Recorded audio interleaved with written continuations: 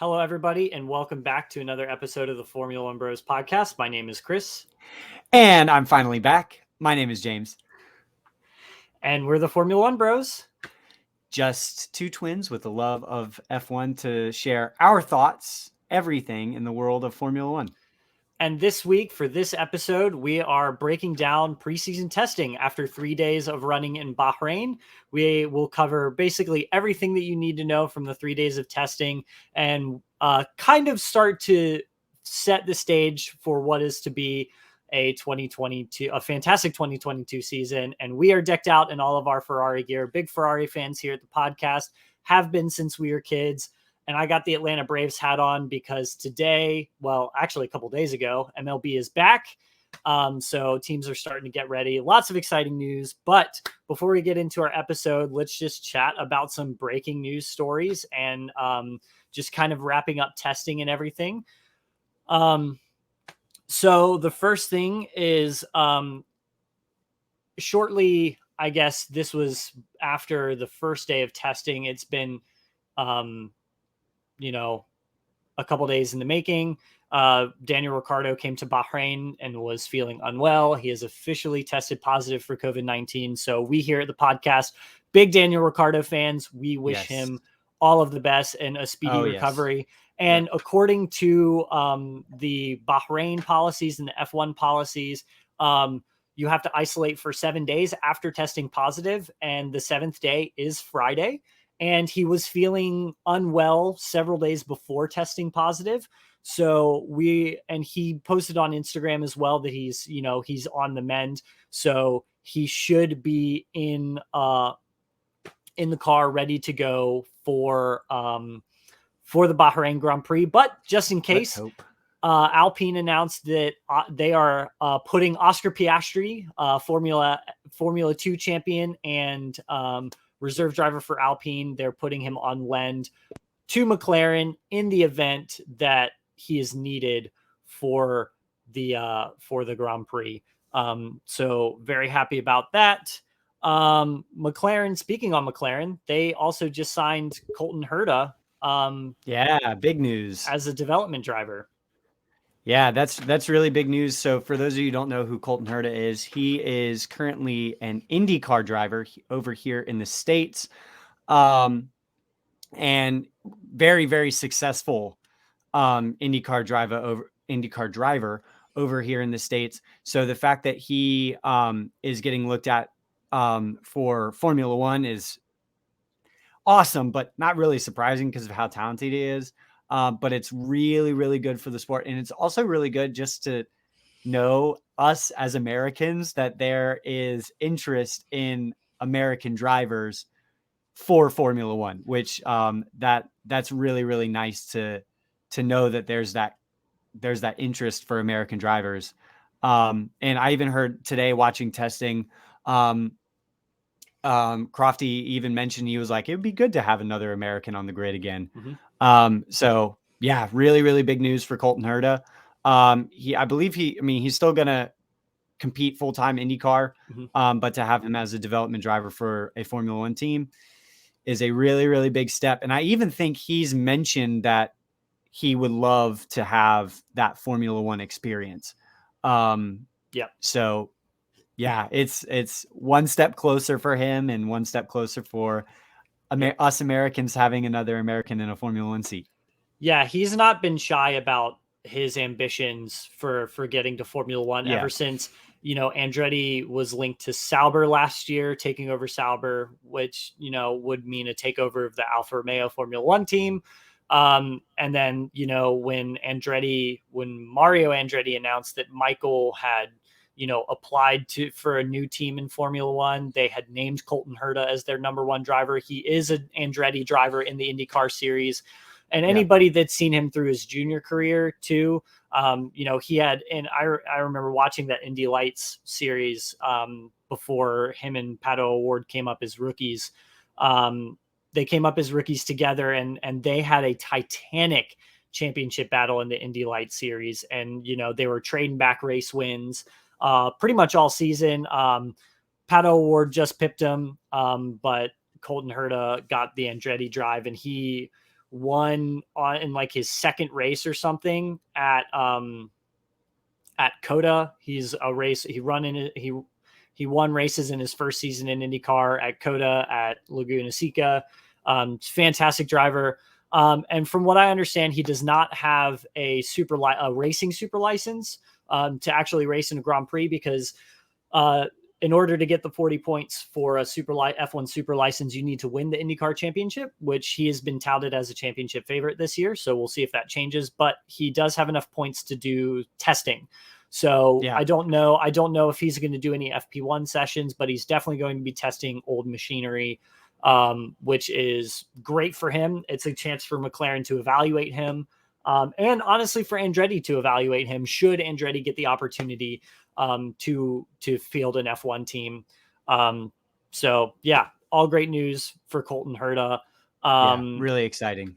And that just adds to the number of reserve and development drivers that McLaren has. They're definitely building a big name for themselves in a big way. And absolutely.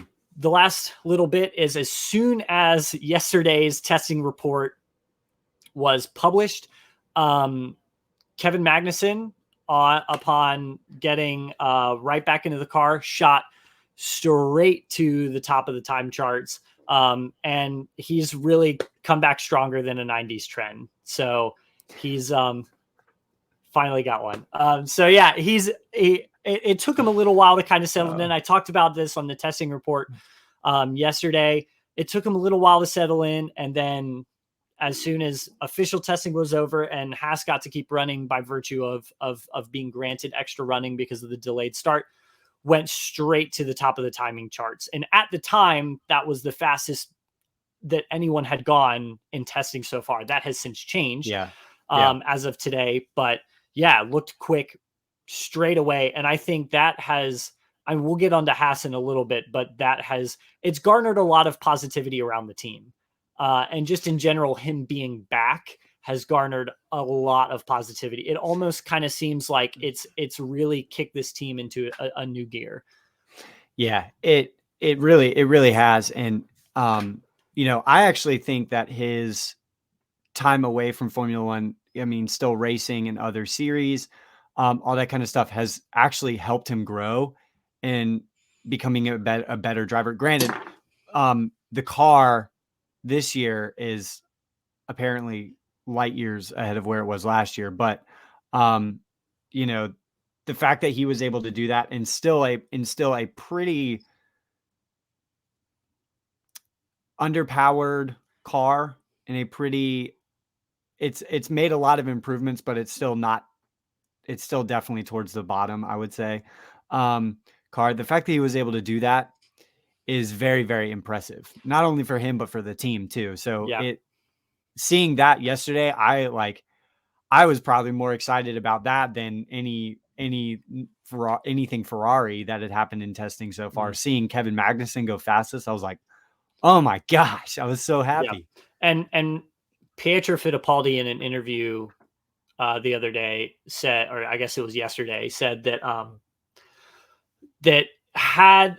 they dumped all of the fuel out of it, and so and they put on, I can't remember what tire compound it was. I think it was the C4s, not the C5s, but it was the tire that they're going to have in qualifying on Bahrain. So that was a proper qualifying sim, and it was a legitimate show of, hey, this is not just us doing a glory run. We're here.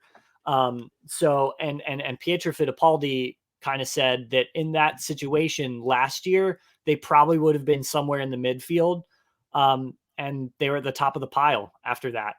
So I think with that, that's a perfect place to transition into our next topic. So basically, we're just going to run through all of the teams in reverse championship order from last year and just kind of talk about the testing that they had, where they need to improve, where they did really well, all of that good stuff. And so with that, that's a perfect time to transition into Haas, because that car looks so much better. And oh my gosh. Not only does it look better than it did last year, it looks like taking a year off in developing their car to focus solely on the 2022 car is paying off right now.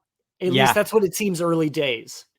Yeah, I would say in my opinion, Haas was the biggest surprise of I would say one of the biggest surprises of testing. Another one I'll talk about later. But I would say Haas was definitely one of the biggest surprises of in a good way of Mhm. testing. And everyone was speculating, oh, they're a day late because of their plane broke down, all that kind of, like, they were late to getting all their stuff to the track. Oh, like, this is not looking good for them. And then they had really, really solid runnings. Kevin Magnussen went at the top of the charts yesterday. They've been putting in a lot of time and a lot of laps in the car overall. I mean, yeah, it's having its issues, but it looks way more reliable than last year. Yeah. And I think they have taken a massive step forward this year, Yeah. which is really good to see for that team.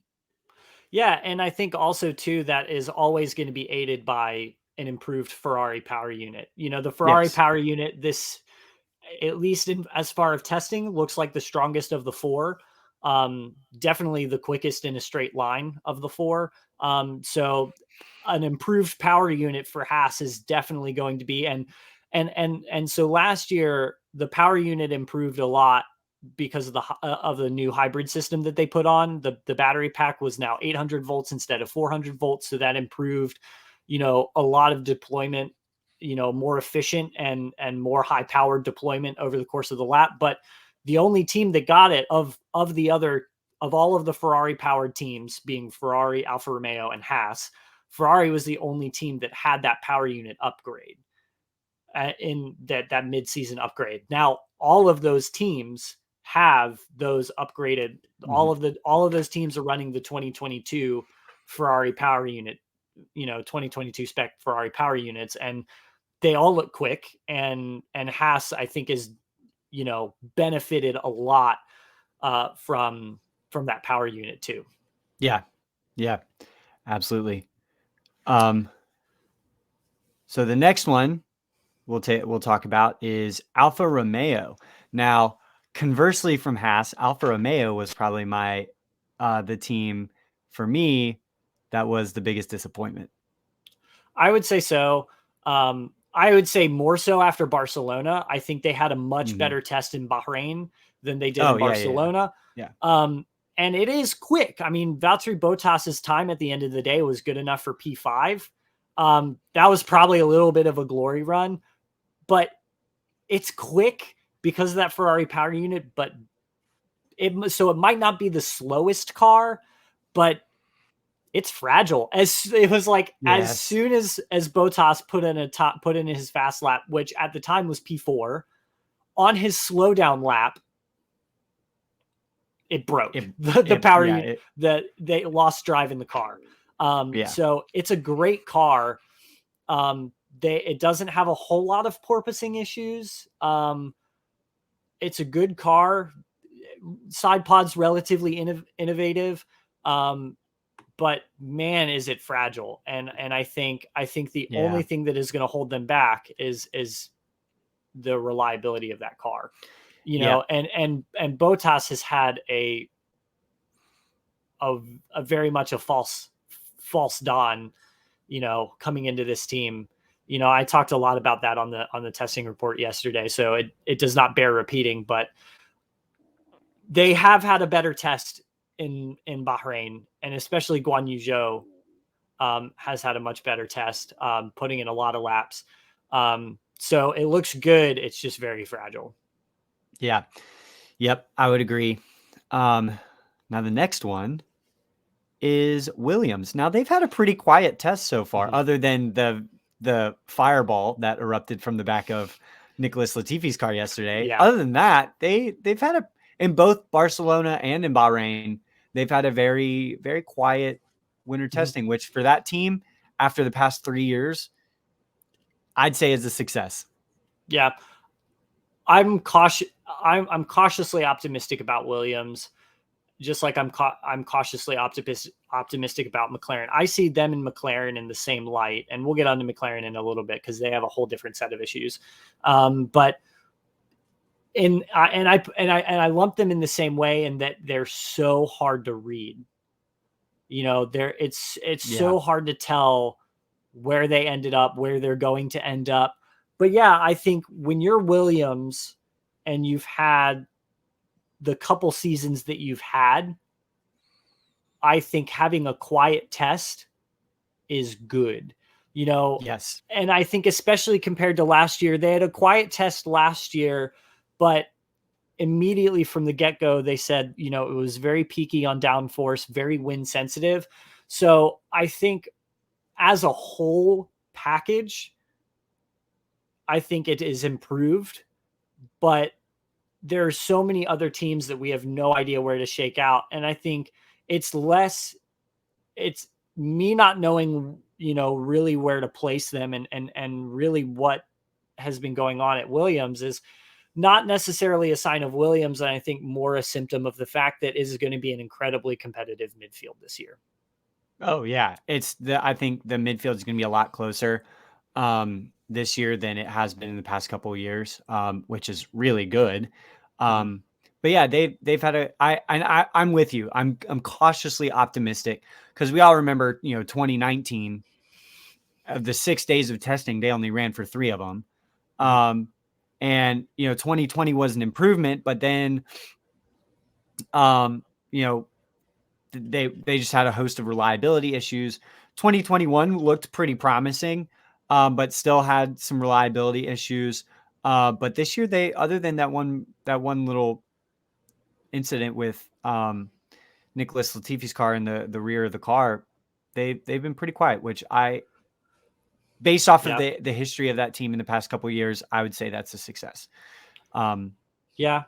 I would say they're a team that I'm going to need to kind of wait and see, yeah. FP1, FP2, FP3, and for the Grand Prix weekend, Yep. that I'm really going to be able to get a really shot to see where they play out. But for them, I would say it's been a positive test for them. I hope. Now, I would say yesterday was definitely a bummer considering they only got to Nicholas Latifi only ran 12 laps. Yeah. So that was really hard to see. So today I don't think that they got to do a whole lot of performance running. I think it was mainly they were still doing a lot of aero mapping and setup work. Hmm. So I think they might be a little bit on the back foot because of the problems that they had yesterday. Um, but we'll see how they shake out in Bahrain. Yeah. The next team has also had a relatively quiet testing so far, Aston Martin, which um, at least in Bahrain, they've had a pretty um, quiet test, and they're looking strong. I think based off of testing, I think the car that they've built this year is a little bit better than last Mm-hmm. year. I think it's better than last year. Um, and you know, Sebastian Vettel was able to put in a couple really solid laps. Um, so I think they've had a pretty okay testing. Yeah, I think this is not from a lap count standpoint. I don't think this has been a test to write home about for Aston Martin, Yeah, but I think we can definitely tell that the car is improved. yeah, Um, and again, they're in another category with Alpine, with Williams, with McLaren that are all like, yeah, our car's like improving. So we don't know relatively how improved they are compared to others. But, yeah, I think this is definitely, I think there's a cautious optimism around the team. But they've invested so much into this, Team Silverstone, Force India, Racing Point, now Aston Martin. This team has invested so much into this Aston Martin rebrand. I almost kind of get the sense that, this is a season that they have to nail. And would I have liked to see a little bit more from them in testing as far as just like time on track? Probably. Um, yeah, but yeah, I think cautious optimism is a good thing, is a good way to describe their test. yeah, yeah. The next one, AlphaTauri. Um, the one thing that I noticed with AlphaTauri is they are still one of the few teams that's still really struggling with porpoising. And I saw it a lot in yesterday. I wasn't able to like watch testing as it was happening live.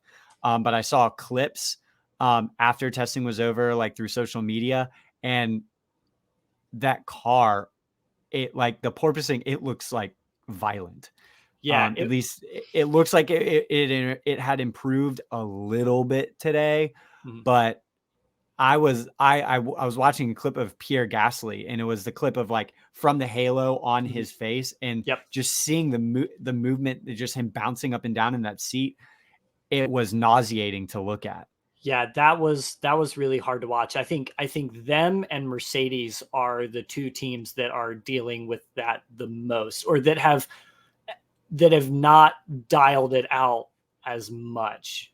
Yeah, But despite that, they're quick. they are. They're, They I do look think, quick. I've heard Crofty and, Martin Brundle, Ted Kravitz, Will Buxton, like all of those guys say that, depending on the year that they have and depending on where everybody shakes out, they could be seventh, they could be fifth, they could be Yeah, fourth, you know? And so they, despite all of those problems, which they still have to kind of, work out, they look quick. And I will say the other thing is I've noticed a lot of improvements uh based on Yuki Tsunoda. I think he yeah, had a very quiet test, which is a test that he needed. He got a lot done. He did everything that the team needed him to do. Um, and I think that's good news. Pierre Gasly, obviously quick, has been there for years now. So I think, for him, this was going to be this was always going to be a breeze, but this was the testing that Yuki Tsunoda needed. So I think a very positive test for AlphaTauri. yeah. I would agree. The car does look quick. If they could figure out that porpoising issue, I think they would. They're going to be very, very strong. Yup. Um, the next one, there are a lot of A teams. Alpine. I am I'm not a little bit disappointed, but I'm nervous for them Yep. I'm after worried. seeing their testing. I'm nervous for them for this Mm. season. Yeah, I will say I watched Fernando Alonso's P3 lap at the very end of testing. That was obviously a glory run. That was like no fuel in the car, soft tires, slap it out, just like one quick lap. 5 minutes left of the session, optimal weather, qualifying conditions for the race, for the Grand Prix weekend, and the car looked pretty planted, pretty settled.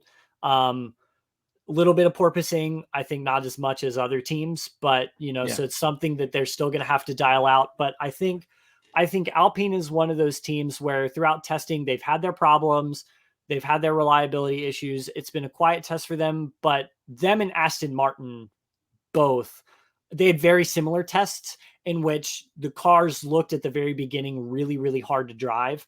And they've slowly just been kind of dialing in the setup, not necessarily dialing in performance, but they're just really starting to understand where is the optimal working range for that car and how to optimize the setups to make sure that it works around the lap.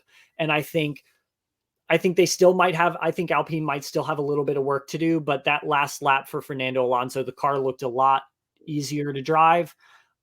There was a little bit of short shifting coming out of like turn one and turn four. So that tells me that they're still dealing with the lack of grip through the slow corners. Um, but everybody's dealing with that yeah, because they're so much more reliant on underfloor aerodynamics than over body aerodynamics. So, but I think they're having a really solid time dialing in the setups. They're yeah, another team that I think it'll be easier to get a read on them come FP1. yeah, yeah. I would agree. I would agree. Um, so and that's kind of this similar story with this next team, McLaren. Very, very similar. I'm nervous for them too. Now Lando was able to. I mean, Daniel Ricciardo was not able to run any laps here in Bahrain. And Lando put in incredible work all 3 days. Mhm. But they still got some issues with the cooling the brakes. Cooling the brakes looks like it's a little bit of an issue for them. And so they've got some reliability issues to work out. But when that car is running smoothly, it looks pretty good. Looks Mhm. pretty good on track. McLaren is one of the teams that it seems like they've kind of figured out the porpoising issue mostly. Um, they were one of the first ones, I think, to kind of figure it out. I don't even Um, think that they came to Barcelona with a porpoising problem. The way that they sealed that underfloor with the vortexes, they haven't yeah, really had to worry about it. yeah. So they're another team that's kind of hard to read. I think they had a little bit. They have a little bit stronger of a case than I would say Alpine does. Mhm. But it's tough, man. This midfield with McLaren, Alpine, AlphaTauri, Aston Martin. It seems right now with those teams, McLaren, Alpine, AlphaTauri, Aston Martin. It seems like it's anyone's game at this point. Yeah, I will say I have been a little bit more critical and probably disappointed in McLaren, Yeah. considering how strong of a test they had in Barcelona. When you Mhm. compare the test they had to Barcelona, I think that the test that they had is definitely one that they need to forget or learn as much as they can from. Like Andreas Seidel looked completely deflated in his post race interview or post test interview. So he was not happy. Lando has said he's not happy. So from what I understand, well, first I want to say when it's on. And Lewis Hamilton has even said that he thinks McLaren is right behind Mercedes when it's dialed in. Mhm. And I think that's a little bit more of an indictment of where Mercedes is at, but it's also a huge compliment to Mercedes that they're getting that You mean close. McLaren? McLaren, yeah, that they're getting that close to Mercedes. Yeah. But these brake problems, so they essentially what the problem is with the cooling, like the brake ducts and the brake cooling system that they have is not able to control the brake temperatures at all. They cannot control the brake temperatures. And, so especially, and it didn't manifest itself in Barcelona because it was so cold in Barcelona. But now Yeah. they're in It's now they're in the Middle East. And especially yesterday, it was over 30 degrees Celsius. It was a scorcher of a day. They had so many problems. And they brought a brake package upgrade to this third day of testing and it didn't work. They yeah. still had the same issues to a lesser degree, but it didn't work nearly as much as they thought it would. So I think they might have to go back to the drawing board a little bit. And the reason why that's such an issue is because I mean, when we get to July in places like Hungary, it's gonna, France. the south of France, Hungary, or when we get into Singapore, if we go to Malaysia, all of these places, it's going to be really hot in the middle of the summer, even for European standards, because they're doing the European season in the middle of the summer. It's going to be hot and they're going to have problems. And this is going to, hopefully, it's not, but as of right now, it's looking like they're going to have this problem. This is a long term problem that they're going to have to fix. So they might have the fourth or third fastest car, but it's not going to mean anything if they can't get to the checkered flag.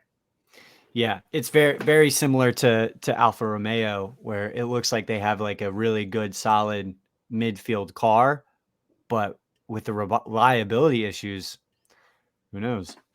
Yeah. Um, I've been disappointed in McLaren's test. yes. Now the They next did one. Oh, well sorry. Go before we ahead. move Go on ahead. to McLaren. I just will say they changed the livery a little bit, and I think it looks I way saw. better. Oh, I do too. The McLaren livery has improved immensely. It looks great. Yeah. At least that part of the car is improved. This next one, so excited. Ferrari. Now, obviously, I'm decked out in red. You're decked out in red. I've got the Ferrari flag behind me. Um, where I'm full aboard the Ferrari hype train, but I'm trying not to get too carried away. But they had a really, really strong testing. I don't think they had a single reliability issue all 6 days in Barcelona and in Bahrain. They didn't. Yeah. They didn't have a single reliability issue, and also it looked like they have, for the most part, solved the porpoising issue. Yeah, Well. so I mentioned yesterday that they brought in a new floor update, and we kind of got to see it a lot more in action today. And I think it's still there a little bit. I think when they lower the ride height for qualifying, I think it might still be there. But I think in race trim, car looks fine. It looks planted. Carlos and Charles have been very confident. Mattia Binotto has been very cautiously confident in that car. It is still to be seen. And I think after seeing what I saw today, I'm not entirely convinced that it's the fastest of the bunch, but it is definitely the most reliable. It's definitely the most well-rounded around a lap. And I think with the driver pairing that they have every shot to win the constructors title. Yep. And maybe I even think the drivers championship too. Maybe. And so I think this has been a dream testing scenario for Ferrari. They've achieved everything that they wanted to. They've been super confident in the car. I think there's a lot of back and forth. I mean, we've seen it on social media. You know, George Russell said that Ferrari's the team to beat. Carlos Sainz said, typical George and typical Mercedes, to hype up the other person and play down their problems. And then they're going to be, you know, quickest come the first race. I'm also cautiously optimistic considering what happened in 2019. Ferrari had a dream testing scenario. They were fastest. They looked best. Everybody thought that they were going to win the championship. And then Mercedes turned up to Australia and got pole by 0.7 of a second. So I am cautiously optimistic. I think there's another team to beat that's not Ferrari, but I think out of everybody, they've had the best test. And I think this is exactly what they need. This is exactly what they need. And I think they have firmly taken themselves out of the midfield conversation and put them back at the top. So in 2019, there was a whole conversation around the big three: Mercedes, Red Bull, Ferrari. It's always kind of been that conversation ever since, you know, really 2016, 2015, 2016. And that trend has now returned. So talking about, you know, I mentioned Kevin Magnussen coming back stronger than a 90s trend. Ferrari is definitely there as well. This is the testing that they needed. Yeah, absolutely. Absolutely. Next one, Red Bull has also had a really good testing. I would say Red Bull and Ferrari are the two teams that look the strongest right now. I would agree. They tested a new side pod package today, and side pod little bit updates to the floor, and I think that has solved their porpoising problem. And I think, you know, we always say that we can't really take lap times in testing for, you know, put a lot of stock in it, but I think we have to. In this case, considering that it wasn't just it wasn't like a Kevin Magnussen where he just like one day randomly shot to the top. They were consistently at the top every single day of testing. 7/10 and this last day, 0.7 of a second faster than Charles's fastest time, who was in second. Max was the only person in testing to put it into the 130 or even into the 131s. His fastest time was 131.720, which I think he eventually even topped. So yeah, they are the teams to beat. They are the quick teams to beat. Adrian Newey he's a freaking wizard, and I don't know how, but the reason why, again, I would say Ferrari has a better case for the Constructors' Championship is because of their driver lineup, and we will cover all of that tomorrow. But over one lap, Red Bull's the team to beat. They had a really good test today. They hasn't been wowing in testing up until now, but they had a really strong day today. And I think the last day of testing, everybody was on low fuel, soft tires, and they put up some eye-watering times there, and I think they're definitely going to be the teams to beat heading into Bahrain. Yeah. Now you mentioned quickest over one lap, which they were last year too, but Mercedes last year definitely looked like they were the best car on the, at least towards the end of the season. They Yeah. were the best car on the grid, but Red Bull was definitely quickest over one lap. So who knows? Maybe on Saturday Red Bull will be the fastest, but come race day Sunday, it'll be the Scarlet Yeah. Speedsters. Who knows? Yep. I don't We'll know. we'll talk about all that tomorrow. Yes. Um, Points aren't rewarded on Saturday. That's how I'll finish it. Yeah. And the last one, kind of going along with Haas, my other biggest disappointment of testing was Mercedes. I think they were my biggest. Yeah, them and Haas were definitely big disappointments. Haas? I said them and Haas. I know, but Haas was a disappointment. I thought you were. Oh, sorry. Not Haas. Alfa Romeo. Yeah. Alfa Romeo, not Haas. Haas just was want to make sure. Yes, Haas was one of the ones that I was very pleasantly surprised. Alfa Romeo and Mercedes. My bad, I misspoke. Alfa Romeo and Mercedes, I think, were my two biggest disappointments. Mercedes, they still have not solved their porpoising issue. It looked really violent in George's car today. They are not putting up quick lap times. They are relatively reliable. It's just that car looks really difficult to drive. Yeah, the Mercedes has always been reliable. That's always been a reliable power unit. And so when it comes to the power unit, them and any team that runs Mercedes power units they're not going to have reliability issues because of the power unit, which is good. And that's the way it's always been for them. They're definitely not the strongest power unit anymore. I think that goes back to Ferrari. Yeah, the car just looks really hard to drive. And Lewis Hamilton, I know. So first, a lot of people have been talking on Twitter about how, Mercedes are sandbagging, the engines were turned like all the way down. Everybody's engines were turned down. Yeah, I know. Everybody was turned down. Nobody was chasing performance except for the last 5 minutes of testing.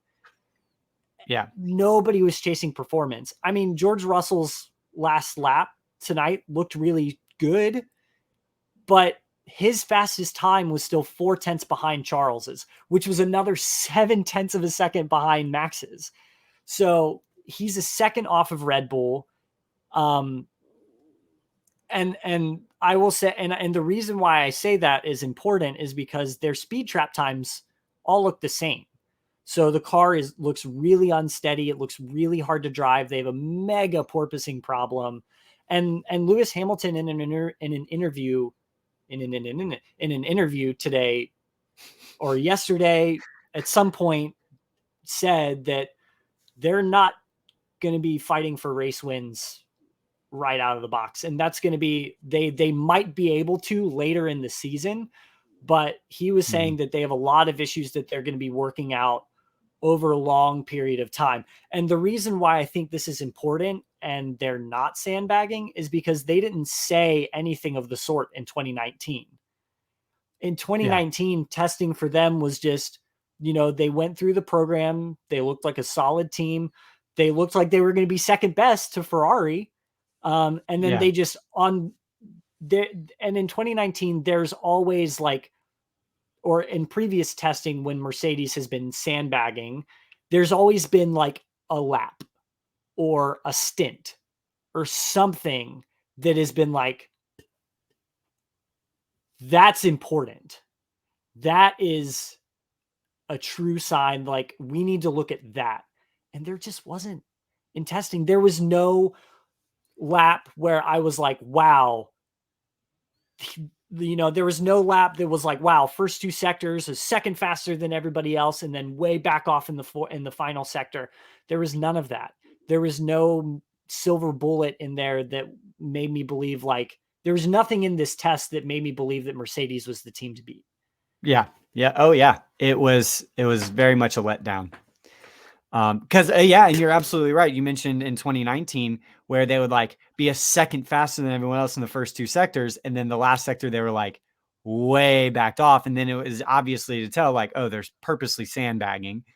But yeah, I don't know. yeah, Um, I still think it was a little bit bold of Lewis to say, just because of Mercedes history, but I think it was a little bit bold of Lewis to say, I don't think we'll be fighting for wins.